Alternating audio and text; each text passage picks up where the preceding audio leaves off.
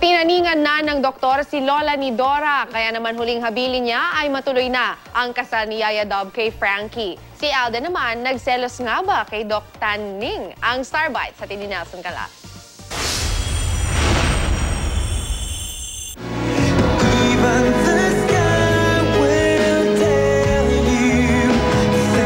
Ang paboritong pagkain ni Yaya Dub ng isaw. Isaw? Ng manok. Pina-special delivery pa ni Alden Richards mula Broadway Studio papuntang Balanga, Bataan.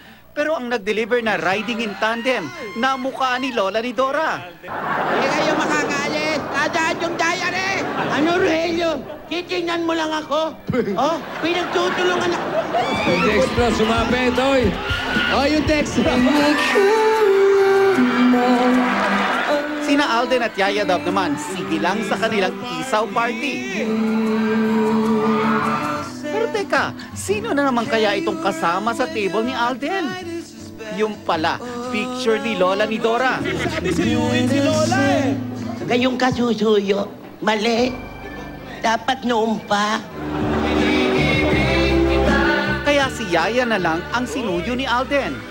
Mensahe pa ng pambansang Bay kay Yaya, may namahal kita, na sinagot ni Yaya ng maalden kita. Maya-maya, dumating na ang doktor para suriin si Lola. Ako po si Dr. Taning. Pero bakit pa na yata ang hawak ni Doc kay Yaya?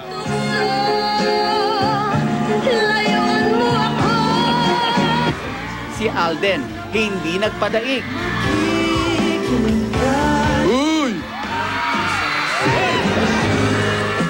Sa huli, ang sabi ni Dr. Taning, I'm sorry to say, pero Don't hold my married one. hanggang Sabado lang siya, ng 2:30. Bago ako mawala o mamatay, gusto kong matuloy ang kasal ninyo ni Frankie.